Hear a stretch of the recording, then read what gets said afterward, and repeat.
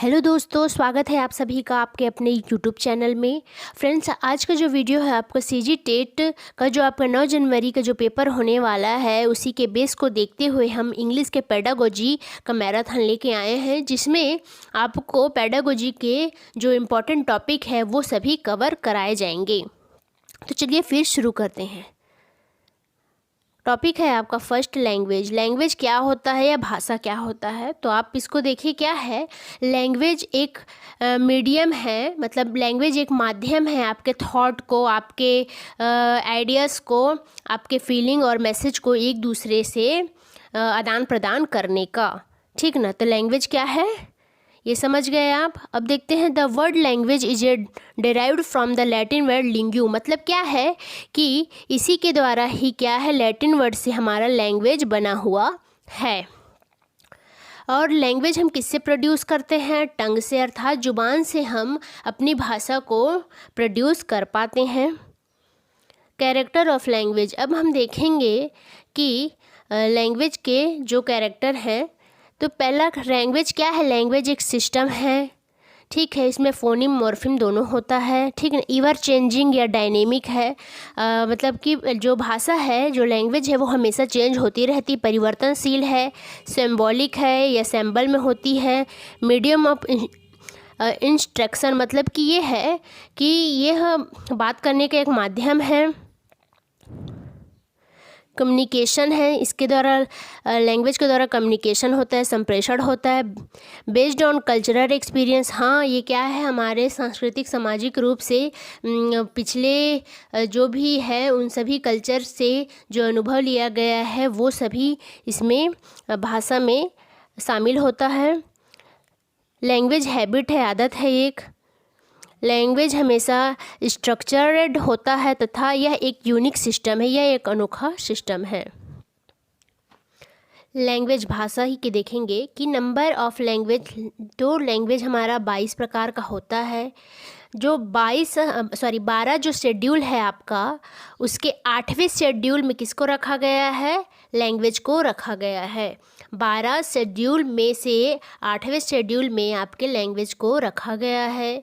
ये आर्टिकल आपके 343 आर्टिकल में है।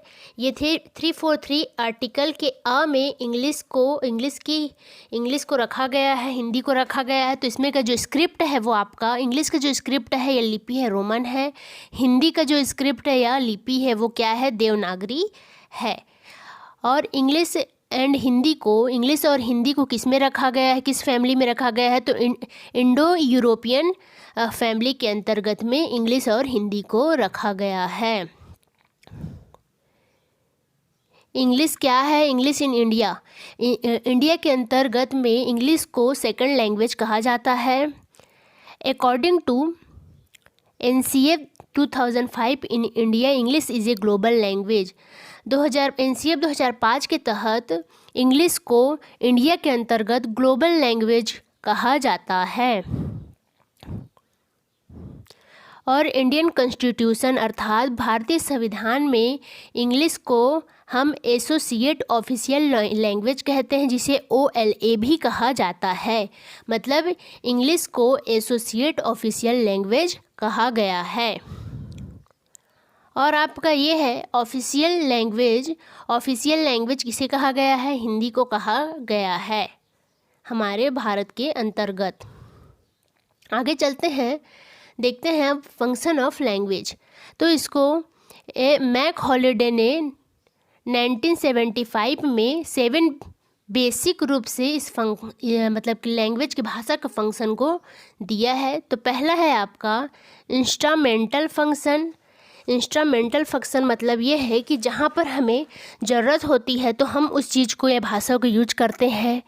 रेगुलेटरी फंक्शन, इसके अंतर्गत में भाषा को पकड़कर हम उसे रेगुलेट करते हैं, है ना, उसके हिसाब से हम कार्य करते हैं, रेगुलेट करने की कोशिश करते हैं। इंटरेक्शन है आपका तीसरा। इंटरेक्शन मतलब अंतः संबंधित, एक दूसरे से बात करने के लिए, एक दूसरे से विचार विमर्श करने के लिए हम भाषा का यूज करते हैं। पर्सनल फंक्शन, खुद से बात करने के लिए भी हम पर्सनल मतलब कि लैंग्वेज को यूज करते हैं, तो ये पर्सनल फंक्शन होता है। ह्यूरिस्टिक फंक्शन ये है आपका कि हम कुछ भी चीज़ को खोजने के लिए भी क्या बोलते हैं लैंग्वेज का यूज करते हैं। इमेजिनेटिव फंक्शन मतलब कि जिज्ञासु प्रवृत्ति के जो लोग होते हैं या जिनमें कल्पनाशीलता होती है, तो कल्पना करने के लिए भी हमें भाषा की आवश्यकता होती है। और आ गया आपका 7वां है रिप्रेजेंटेशनल फंक्शन। इसके अंतर्गत हम अपने विचार, अपने भाषा को प्रेजेंट करते हैं, तो ये आपका लैंग्वेज की आवश्यकता का ये भी एक फंक्शन है। Types of language speaking person मतलब कि भाषा को जिस हिसाब से बोला जाता है उसके हिसाब से लोगों को डिवाइड किया गया है। जैसे बाइलिंगुअल, तो बाइलिंगुअल उन्हें कहा जाता है जिन्हें 2 भाषा आता है। मोनोलिंगुअल उसे कहते हैं जिसे एक भाषा आता है। पॉलीग्लॉट, पॉलीग्लॉट उसे कहते हैं जिसे 5 से 10 तक के भाषा आते हैं। ये मल्टीलिंगुअल मतलब कि 10 प्लस या 10 मोर मतलब 10 से ज़्यादा भाषा जिनको आता है उसे मल्टीलिंगुअल कहा जाता है। तो आप अगर आपके पास क्वेश्चन दिया है कि क्या बोलते हैं जिसे 5 से 10 अगर को भाषा जिसे आता है उसे पॉलीग्लॉट कहते हैं, लेकिन अगर सिर्फ वहाँ पर मल्टीलिंगुअल दिया गया रहेगा तो आप मल्टीलिंगुअल में ही करिएगा जब उसमें 10 प्लस दिया रहेगा तब। और अगर उसमें कुछ भी नहीं दिया है, सिर्फ ये बोला गया है कि जिसे 2 से अधिक भाषा आता है और वहाँ पर मेंशन नहीं किया गया है कि उसे 5 आता है, 6 आता है, 7 आता है, तो आप मल्टीलिंगुअल पे ही टिक करिएगा। लेकिन अगर वहाँ पर 5 या 10 के बारे में लिखा गया हो तो आप पॉलीग्लॉट को लगाइएगा। आगे चलते हैं। कॉन्सेप्ट ऑफ एक्विजिशन कि ये क्या है, भाषा अर्जन क्या है ना, उसके अवधारणाओं को समझेंगे। Learner acquire a language in a natural process मतलब कि ये है कि एक्विजिशन में जब हम किसी चीज़ को अर्जित करते हैं तो यह क्या है, एक नेचुरल प्रोसेस है। इसके लिए हम किसी प्रकार की हमें कुछ भी एफर्ट करने की आवश्यकता नहीं पड़ती है। यह सिस्टमेटिक प्रैक्टिस है, ये एक सिस्टम के रूप में होता है। अर्थात आप देखे होंगे कि नॉम चॉम्स्की ने LED दिया है जो कि एक यूनिवर्सल ग्रामर है जो हमारे अंदर में रहता है, ठीक ना। तो ये अर्जित हो जाता है, हमें किसी प्रकार की कोई भी ताकत या जोर लगाने की आवश्यकता नहीं पड़ती है। एक्विजिशन में मदर टंग को ही कहते हैं, नेटिव कहते हैं इसी को ही, है ना, नेटिव लैंग्वेज है ना, ठीक। और आपका होम लैंग्वेज भी यही है। और आपका जो एक्विजिशन है या भाषा अर्जन है वो क्या है, अनकॉन्शियस प्रोसेस है या अचेतन प्रोसेस है। यह एक एक्टिव प्रोसेस है, यह एक्टिव प्रोसेस है, एफर्टलेस है, बिना किसी जोर के हम इसे पढ़ सकते हैं। इनेट है मतलब इसे अर्जित किया जाता है ना। Concept of learning, language learning के बारे में पढ़ेंगे। तो लर्निंग क्या है, लर्निंग ऐसा प्रोसेस है जिसके द्वारा हम नई स्किल को अर्जित करते हैं, साथ में नए ज्ञान को भी हम अर्जित करते हैं, जिससे हमारी जो क्या बोलते हैं ज्ञान क्षमता होती है वो सभी क्या होती है, इम्प्रूव होती है। अब इसके कैरेक्टर के बारे में देख लेते हैं थोड़ा सा। यह क्या है, चेंजेस नॉलेज मतलब क्या है कि अगर हम किसी भाषा को सीख रहे हैं तो उसमें क्या होगा कि उसमें नॉलेज जो है आपका मतलब कि वो बदलते रहेगा। हमारी जो आदतें हैं, बिहेवियर है वो चेंज होगा। और क्या बोलते हैं लर्निंग क्या है, लैंग्वेज लर्निंग या लर्निंग आपका कॉन्शियस प्रोसेस है। यह एक सिस्टमेटिक बिहेवियर है मतलब एक सिस्टम के रूप में होता है। इसे हम टारगेट लैंग्वेज भी कह सकते हैं, मतलब टारगेट लैंग्वेज कहते हैं, है ना। और जो आपका लर्निंग होता है वो आपका ग्रामर के बेस पे होता है, ठीक ना। तो इसे हम क्या बोलते हैं, ग्रामेटिकल रूल्स के द्वारा भी हम इसे फॉलो करते हैं, है ना, ग्रामर रूल के द्वारा फॉलो करते हैं इसको। लर्निंग मीनिंगफुल होता है और लर्निंग ऑल इंक्लूसिव प्रोसेस मतलब लर्निंग के द्वारा भी समावेशी प्रोसेस होता है, क्योंकि हम अगर किसी भाषा को सीख रहे हैं तो अगर हम 2-4 लोगों से जुड़ेंगे नहीं, उस भाषा में खुद को समाहित नहीं करेंगे, साथ में उन सब से बातचीत करेंगे, है ना, तो क्या है, उससे हमारा जो सीखने का जो प्रोसेस है वो ज़्यादा तेज़ हो जाएगा। अब देखेंगे टाइप्स ऑफ लर्निंग। यह 3 टाइप के होते हैं। पहला मोटर लर्निंग, दूसरा वर्बल लर्निंग, तीसरा है आपका कॉन्सेप्टल लर्निंग। ठीक है ना। तो पहले मोटर लर्निंग में देख लेते हैं कि मोटर एक्टिविटी मतलब कि जैसे हम किसी भी चीज़, जब छोटे होते हैं तो जब हम चलना सीखते हैं तो वॉकिंग, रनिंग, ड्राइविंग, क्लाइंबिंग, है ना, मतलब चलना, दौड़ना, क्या बोलते हैं, ड्राइव करना, ये सब क्या है, हमारे मोटर लर्निंग के अंतर्गत आता है। मोटर लर्निंग किसे कहा जाता है? जो हम अपने हाथ पाँव मतलब कि पैर से जो हम कार्य करते हैं, है ना, जो हमारे बड़े मांसपेशियां जिस कार्य के लिए क्या बोलते हैं, कार्य करते हैं, समझिए, है ना, तो ये आपका मोटर लर्निंग होगा। अब आपका वर्बल लर्निंग मतलब शाब्दिक है ना, तो जो है जो आपका the language we speak the communication, मतलब कि हम जिसके द्वारा अपनी संप्रेषण को करते हैं, बोल के प्रदर्शित करते हैं, वो आपका वर्बल लर्निंग कहलाएगा। जैसे कि पिक्चर के द्वारा, सिंबल के द्वारा, शब्द के द्वारा, वर्ड के द्वारा, साउंड के द्वारा, है ना। अब ये है आपका कॉन्सेप्टल लर्निंग। ये आपका हायर ऑर्डर है, मतलब मेंटल प्रोसेस का बहुत ऊंची, मतलब कि क्या बोला जाए, जो सबसे ज़्यादा ऊंचा जो स्थिति होता है जो हमारे मेंटल प्रोसेस का, उसे अब कॉन्सेप्टल लर्निंग कहा जाता है, जिसमें हम सोचते हैं, रीजनिंग है, हमारी जो बुद्धि, हमारी इंटेलिजेंस है, वो सभी इस कॉन्सेप्टल लर्निंग के द्वारा प्रदर्शित की जाती है। अब आपका आ गया लैंग्वेज स्किल के ऊपर में कि लैंग्वेज स्किल क्या है ना। तो लैंग्वेज स्किल के बारे में हम देखेंगे कि ये लैंग्वेज स्किल 4 टाइप के होते हैं। पहला लिसनिंग, स्पीकिंग, रीडिंग, राइटिंग, है ना। तो लिसनिंग मतलब क्या है, इसको आप हिंदी में भी देख लीजिएगा, मतलब कि हिंदी के जो आपका प्लेलिस्ट है उसमें ये सब मिल जाएगा आपको। तो लिसनिंग आपका क्या है, लिसनिंग वह है जिसके द्वारा हम सुन के हम किसी भी चीज़ को समझते हैं, है ना, जिसके द्वारा हम उस चीज़ को जानते हैं, वो क्या है, हमारा सीखते हैं। तो क्या सुन के सीखना क्या है, हमारा लिसनिंग स्किल है। स्पीकिंग मतलब हम बोल के क्या बोलते हैं, अपनी भाषा मतलब कि अपने विचारों को एक्सप्रेस करते हैं, तो वो क्या है, वो आपके स्पीकिंग में आता है। रीडिंग मतलब क्या है, हम किसी भी चीज़ को लिखे वर्ड को पढ़कर हम उस विचार या भावना को जानते हैं, तो वो आपका रीडिंग स्किल में आता है ना। और आपका आ गया राइटिंग में। तो राइटिंग मतलब क्या है, हम अपनी विचार भावनाओं के खुद से लिख कर या मतलब कि लिख के एक्सप्रेस करते हैं, तो ये आपका राइटिंग स्किल में आता है। इनपुट क्या है और आउटपुट क्या है हम देखेंगे। और लिसनिंग स्किल में लैंग्वेज स्किल में तो आपका देखिए इनपुट है जो आपका लिसनिंग और रीडिंग दोनों आता है। तो ये क्या है, इनपुट का मतलब होता है कि हम बाहरी वातावरण से या दूसरों से जो चीज़ हम सीखते हैं वो आपका इनपुट हो गया, जैसे कि लिसनिंग से, रीडिंग से। और आउटपुट मतलब ये है कि हम स्वयं से जो हमारे विचार भावनाएं होते हैं उन्हें हम बाहरी वातावरण में या बाहर के लोगों को सुनाते हैं, समझाते हैं, तो ये क्या है, आपका आउटपुट कहलाता है। अब प्राइमरी स्किल देखते हैं। तो आपका जो प्राइमरी स्किल है वो आपका लिसनिंग और स्पीकिंग है। सेकेंडरी है आपका जो रीडिंग और राइटिंग है। अब इसमें आपका आ गया रेनफोर्समेंट, जो है वो आपका स्पीकिंग और राइटिंग को कहा जाता है। क्वेश्चन आपको आएगा कि रेनफोर्समेंट किसे कहा जाता है या कौन सी स्किल को कहा जाता है लैंग्वेज स्किल में, तो आप बोलिएगा कि स्पीकिंग और राइटिंग को रेनफोर्समेंट या पुनर्बलन स्किल कहा गया है।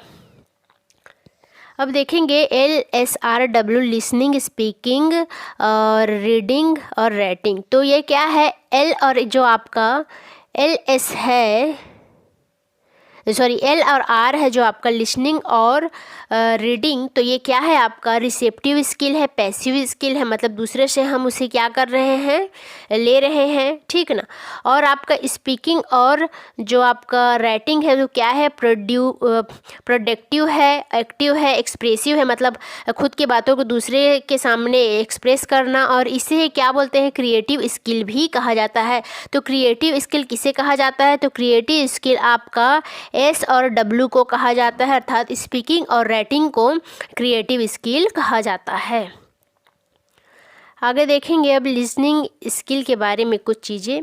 ये क्या है, ऑरल है, जो कि ऑरल मतलब कि हम जो बाहर ऑरल से जो सुनते हैं अपने कानों से, तो वो क्या है, हमारा लिसनिंग स्किल के अंतर्गत आता है। इसमें क्या है, जो भी क्या बोलते हैं संदेश होता है, मैसेज होता है, रिसीवर सेंडर, ये सब क्या है, लिसनिंग स्किल के अंतर्गत आता है। इसमें हम स्पीच को, रिदम को, प्रोनाउंसिएशन को हम सुनते हैं और उससे हम सीखते हैं। लिसनिंग के सिचुएशन देखते हैं, कुछ इंटरेक्टिव सिचुएशन। तो इसमें क्या इंटरेक्टिव सिचुएशन, इसमें आपका टेलीफोन, फेस टू फेस। तो देखिए फेस टू फेस हम किसी से बात कर रहे हैं, तो ये क्या है, इंटरेक्टिव सिचुएशन के अंतर्गत आता है। और टेलीफोन में भी हम एक दूसरे को बात कर रहे हैं, क्या है, हम खुद की बातों को भी सुन रहे हैं प्लस अगले इंसान की बातों को भी सुन रहे हैं, तो ये क्या है, आपका इंटरेक्टिव सिचुएशन है। अब दूसरा है आपका नॉन इंटरेक्टिव सिचुएशन। इसके अंतर्गत आपका radio, television, film, public announcement आता है। तो क्या है, इसमें हम सिर्फ जो व्यक्ति कह रहा है उसे हम सुनते हैं, हम अपनी बात सामने नहीं रख सकते। जैसे कि रेडियो में भी जो बोल रहा है उसे सुनेंगे, टेलीविज़न में भी, फिल्म में भी जो बोलते जाता है उसे हम चुपचाप देखते हैं या सुनते हैं, है ना। तो ये क्या है, नॉन इंटरेक्टिव सिचुएशन है। लिसनिंग स्ट्रेटजीज में देखेंगे top down strategies, bottom up strategies. मतलब ये है कि टॉप डाउन स्ट्रेटजीज में के अंतर्गत आता है कि हम स्टोरी को पैराग्राफ से, फिर सेंटेंस से, फिर वर्ड से, फिर साउंड में जाते हैं, है ना। लेकिन क्या है, आपका जो बॉटम अप स्ट्रेटजीज है उसमें क्या है, हम साउंड से स्टार्ट करते हैं। Sound, word, sentence, paragraph, story, मतलब ये एक दूसरे के विपरीत होते हैं। इसमें भी स्टोरी लास्ट में आता है, जबकि टॉप डाउन में स्टोरी शुरू में आता है। ठीक, स्पीकिंग स्किल के बारे में पढ़ेंगे कि स्पीकिंग स्किल क्या है। यह एक प्रोडक्टिव एंड एक्सप्रेसिव स्किल है जो हम ओरल मतलब मुंह के द्वारा जो बोलते हैं, है ना, टंग से जो बोलते हैं, ये क्या है, आपका स्पीकिंग स्किल है। लिसनिंग में क्या है, कान से था। स्पीकिंग में क्या है, आपका खुद का टंग यूज हो रहा है। यह हमारे जीवन के जो कम्युनिकेशन है उसमें डेली यूज होता है। स्पीकिंग सिचुएशन में देखेंगे इंटरेक्टिव, पार्टियली इंटरेक्टिव, नॉन इंटरेक्टिव। मतलब ये है कि हम एक दूसरे के बातों को बोल सकें आमने सामने, ठीक ना, ये इंटरेक्टिव है, फेस टू फेस बोलना। स्पीकिंग सिचुएशन के अंतर्गत इंटरेक्टिव में आता है। पार्टियली मतलब कि ये क्या है, पार्ट में डिवाइड होता है, जिसे पार्टिसिपेट करना, तो क्या है, क्रम से रहता है। और नॉन इंटरेक्टिव मतलब मैं बोल रही हूँ लेकिन आप मुझे बोल नहीं पा रहे हैं, तो ये क्या है, आपका नॉन इंटरेक्टिव के अंतर्गत आ जाता है। सब स्किल्स ऑफ स्पीकिंग में देखेंगे story telling, role play, speech and conversation. मतलब क्या है कि स्टोरी टेलिंग मतलब अपनी कोई सी भी कहानी को अपने भाषा में प्रदर्शित करना।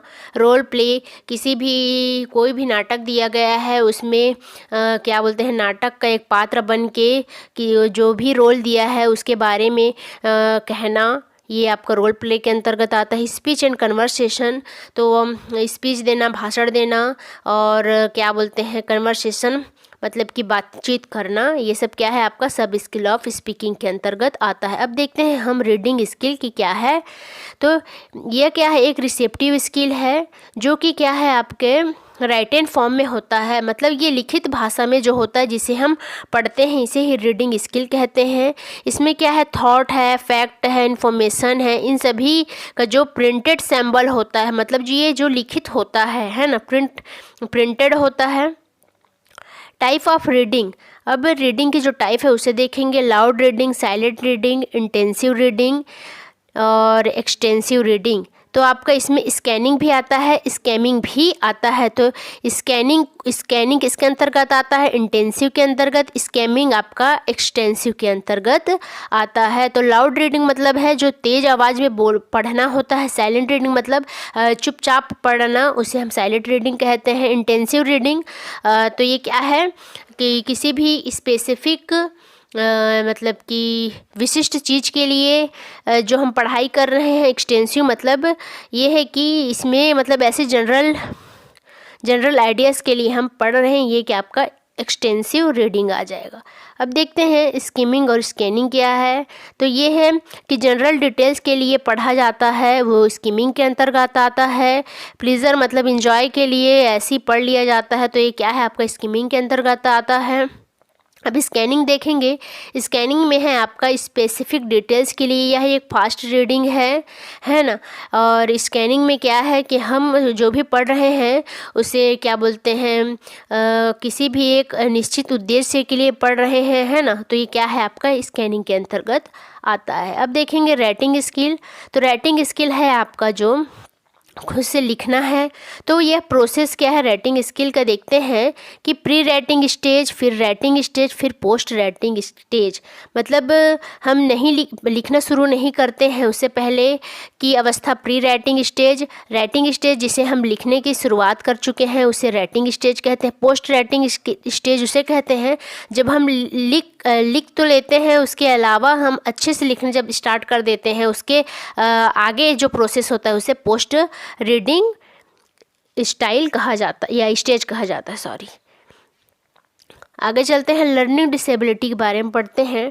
डिसलेक्सिया, तो जिसे हम पढ़ने में परेशानी होती है उसे डिसलेक्सिया कहते हैं। डिस्ग्राफिया, लिखने में आई कठिनाई को डिस्ग्राफिया कहते हैं। जैसे लर्निंग डिसेबिलिटी मतलब आप समझ ही गए होंगे कि अधिगम अक्षमता को ही लर्निंग डिसेबिलिटी कहते हैं। डिसकैलकुलिया, मैथ में जो आई क्या बोलते कैलकुलेशन में जो कमी आई उसे डिसकैलकुलिया कहते हैं।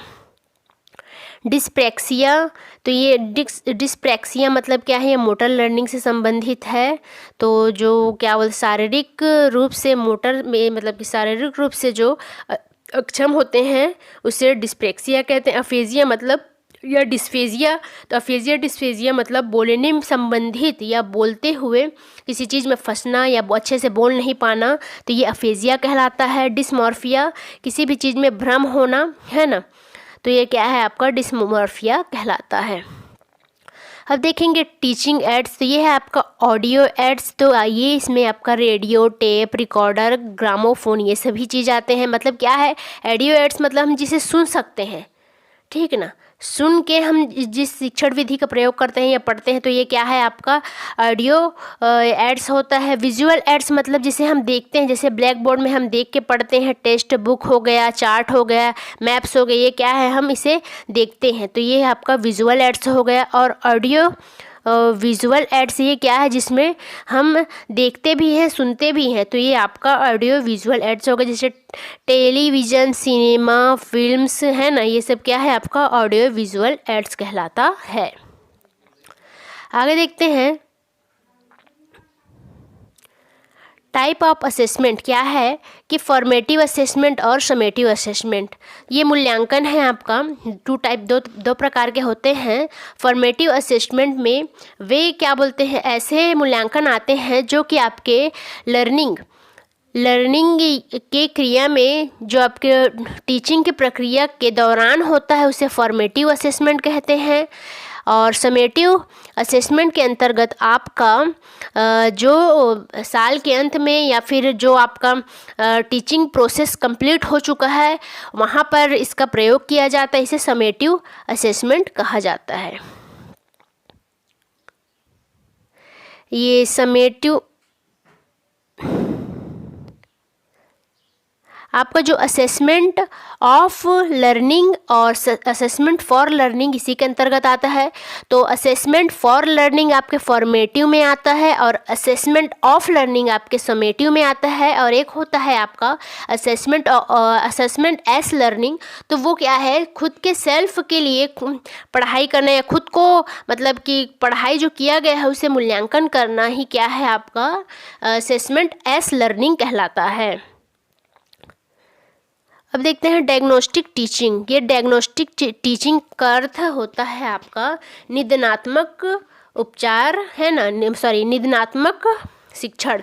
तो इसमें क्या है, डायग्नोस्टिक में जो वीकनेस होती है, तो जो जिस चीज़ क्षेत्र में जो स्पेसिफिक जो विशिष्ट क्षेत्र में जो उनकी कमी होती है उन्हें जानना होता है। फिर यह एक स्लो प्रोसेस है, ठीक ना। डायग्नोस्टिक मीन्स होता है आपका जो भी उनके कारण है जिसके द्वारा बच्चा अच्छे से कार्य नहीं कर पा रहा है, फेल हो रहा है, जो उनमें डिफ़िकल्टीज़ है, डिफिशियंसी है बच्चों के अंतर्गत, उसे पता लगाना ही आपका डायग्नोस्टिक टीचिंग कहलाता है या निदानात्मक टीचिंग कहलाता है। अब निदानात्मक टीचिंग जो हो गया आपका, उसी को अब क्या करेंगे, जो लर्निंग के दौरान जो उनकी कठिनाई हो गई है, उन सब कठिनाई को जो पता लगाए हैं, उनके जो उपचार हैं हम किसके द्वारा करेंगे, है ना। तो उसके द्वारा हम क्या आरटी के द्वारा करेंगे या रिमेडियल टीचिंग के द्वारा करेंगे। तो रिमेडियल टीचिंग के द्वारा जो भी कमी रह गई है तो उन सभी कमी को, गैप को फील करते हैं, तो ये क्या है आपका रिमेडियल टीचिंग कहलाता है। यह रेनफोर्समेंट प्रोवाइड करता है, मतलब बच्चों में पुनर्बलन की क्षमता को विकसित करता है। तो क्या है आपका डायग्नोस्टिक में जो कमी होती है उसे हम आरटी या रिमेडियल टीचिंग के द्वारा हम क्या करते हैं, उस चीज़ को भरते हैं। जैसे डॉक्टर है तो डॉक्टर आपको क्या करेगा, पहले आपकी मतलब बीमारी पता लगा, तो बीमारी आपका क्या हो गया, डायग्नोस्टिक हो गया, और उसके बाद फिर आपको जब दवाई देगा, है ना, तो वो आपका क्या हो गया, रिमेडियल टीचिंग के अंतर्गत आएगा। तो ये आपका डायग्नोस्टिक रिमेडियल दोनों कंप्लीट हुआ। आगे देखते हैं आरटीई एक्ट 2009 में कि यह क्या है। आरटीई एक्ट ऐसा है, यह एक क्या बोलते हैं, फ्री और कंपलसरी एजुकेशन है, जो कि आपको 6 से 14 वर्ष के बच्चों के लिए दिया गया एक्ट है। इसमें बच्चों को क्या है, किसी भी प्रकार की फ़िज़िकल पनिशमेंट और मेंटल हरेसमेंट नहीं किया जा सकता। बच्चों को कोई भी प्रकार का दंड नहीं दिया जा सकता, ना ही शारीरिक रूप से, ना ही मानसिक रूप से। और क्या बोलते हैं, आरटीई के तहत जो इन्वायरमेंट होना चाहिए वो कैसा होना चाहिए, वो इन्वायरमेंट आपका फ्रेंडली होना चाहिए। और इसमें जो टीचर जो है आपका एनसीएफ के तहत में जो टीचर आपके कहे जाते हैं वो क्या है, वो फैसिलिटेटर के तौर पे होते हैं या फिर सुविधादाता जिसे कहा जाता है ना। अब देखते हैं साइट वर्ड क्या है। साइट वर्ड ऐसे वर्ड हैं जिन्हें हम बिना एनालाइज के हम उस चीज़ को समझ जाते हैं या देखते ही हम उस चीज़ में को जान जाते हैं, वो आपका क्या कहलाता है, साइट वर्ड कहलाता है।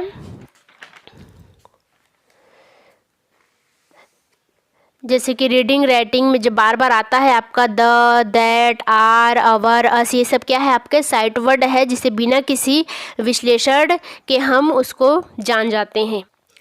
आप कब देखेंगे मिनिमल पेयर या फिर कॉन्ट्रास्टिव पेयर के बारे में। तो ये क्या है आपका साउंड डिफरेंस, मतलब कि जो साउंड में हल्का सा जो अंतर होता है जब हम उच्चारण करते हैं, तो उस उच्चारण के साउंड में थोड़ा सा जो अंतर होता है, साउंड डिफरेंस, उसे हम क्या कहते हैं, उसे ही हम मिनिमल पेयर या फिर कॉन्ट्रास्टिव पेयर कहते हैं, ठीक ना। ये प्रोनाउंसिएशन अर्थात उच्चारण में थोड़ी सी डिफियंसी आ जाती है। अब देखते हैं इंट्रोनेशन क्या है।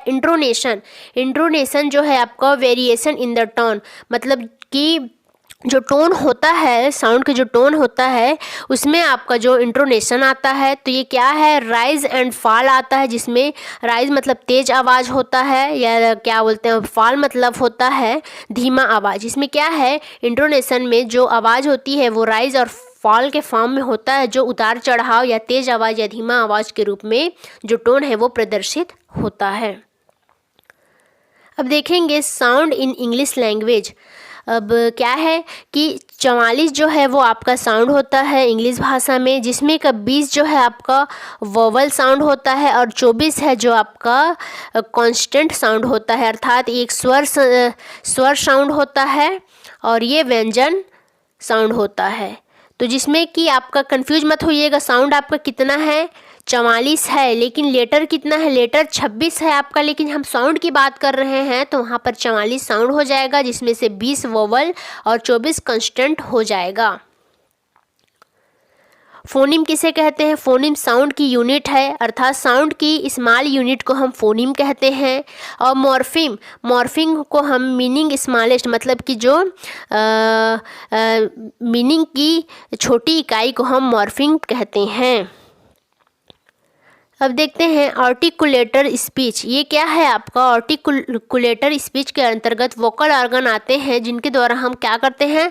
साउंड प्रोड्यूस करते हैं, जिसमें अंतर्गत क्या है आपका? लिप्स आता है, टंग आता है, nasal cavity, vocal cord, larynx, pharynx और ईटीसी बहुत सारे आते हैं। ये क्या है आपका? आर्टिकुलेटर स्पीच के अंतर्गत आता है।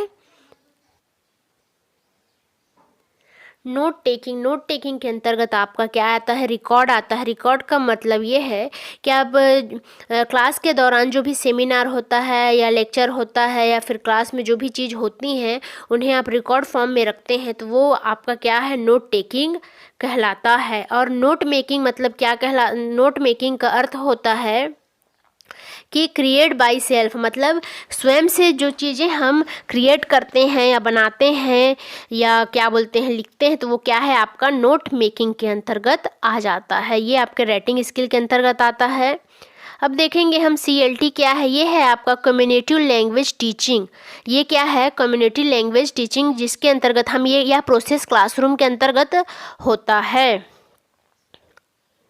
CLL कम्युनिटी लैंग्वेज लर्निंग, मतलब कि ये है क्या है? वार्तालाप जो होता है आपका, संवाद है जो कम्युनिटी कम्युनिकेशन के अंतर्गत, तो ये लैंग्वेज लर्निंग जिसे हम सीखते हैं ये आपका CLL कहलाता है। फिर आ गया आपका BICS। ये आपका है बेसिक इंटरपर्सनल कम्युनिकेशन स्किल, मतलब बेसिक इंटरपर्सनल मतलब कि अंतः संबंधित होता है यह संप्रेषण, जिसमें हम फेस टू फेस इंटरेक्शन करते हैं, फेस टू फेस बात करते हैं, उसे ही हम बेसिक इंटरपर्सनल कम्युनिकेशन स्किल कहते हैं। अब आपका आ गया LAC। ये आपका लैंग्वेज अक्रॉस द करिकुलम है। इसके अंतर्गत क्या होता है कि जितने भी सब्जेक्ट होते हैं उन्हें सिर्फ एक ही भाषा के द्वारा सब सब्जेक्टों को पढ़ाया जाता है। सब सब्जेक्ट को एक ही भाषा में पढ़ाया जाना या उनका यूज होना, ये क्या है आपका? लैंग्वेज अक्रॉस द करिकुलम के अंतर्गत आता है। अब देखते हैं कि ये ग्रामर मेथड के लिए हम क्या करेंगे? ट्रेडिशनल ग्रामर ट्रांसलेशन मेथड है, ठीक ना। तो ये क्या है आपका? ओल्ड मेथड है, ठीक। ये आपका क्लासिकल मेथड है। तो इस ग्रामर मेथड में हम ग्रामर ट्रांसलेशन मेथड में हम क्या फॉलो करते हैं? रूल्स फॉलो करते हैं, ट्रांसलेशन करते हैं, अनुवाद करते हैं और क्या करते हैं? मदर टंग को यूज करते हैं। क्या है? ग्रामर ट्रांसलेशन में हम क्या करेंगे? ओल्ड मेथड और क्लासिकल मेथड के अंतर्गत हम मदर टंग का भरपूर यूज करते हैं। इसमें अनुवाद कर करके हम उस चीज़ को सीखते हैं और साथ में रूल का भी क्या बोलते हैं? पालन करते हैं। डायरेक्ट मेथड जो है आपका, इसमें क्या है आपका? मदर टंग का यूज बिल्कुल भी नहीं होता। किसी भी भाषा को सीखने के लिए अगर डायरेक्ट मेथड का यूज हो रहा है तो हम उस भाषा को डायरेक्ट सीखेंगे। किसी भी प्रकार का कोई भी भाषा या जो हमारा मदर टंग है उसका हम बिल्कुल भी यूज नहीं करेंगे। आगे अब आ गया आपका कि डिडक्टिव और इंडक्टिव। ये है आपका निगमन विधि और ये आपका आगमन। तो निगमन विधि या डिडक्टिव मेथड में हम क्या करते हैं कि हम नियम से एग्जाम्पल या रूल से एग्जाम्पल की ओर जाते हैं, नियम से उदाहरण की ओर। इंडक्टिव में आपका एग्जाम्पल से हम रूल की तरफ जाते हैं। आशा है आप सभी को यह वीडियो पसंद आया होगा। लाइक, शेयर, सब्सक्राइब, कमेंट ज़रूर करें और साथ ही में आप सभी को LED क्या बोलते हैं नॉम चॉम्स्की का थ्योरी आप CDP या बाल विकास से पढ़ लीजिएगा। और नॉम चॉम्स्की हो गया आपका, पियाजे हो गया, वाइगोस्की हो गया और पावलोव, उनसे भी क्वेश्चन, ज़्यादा क्वेश्चन नहीं आएंगे पर मतलब कि थोड़े बहुत जो इम्पोर्टेंट है, जैसे कि वाइगोस्की में आपके हैं क्या बोलते हैं लैंग्वेज कल्चर, तो ये आएगा LAD। तो इसे अभी आप कर लीजिएगा और आपके एग्ज़ाम के लिए आप सभी को ऑल द बेस्ट।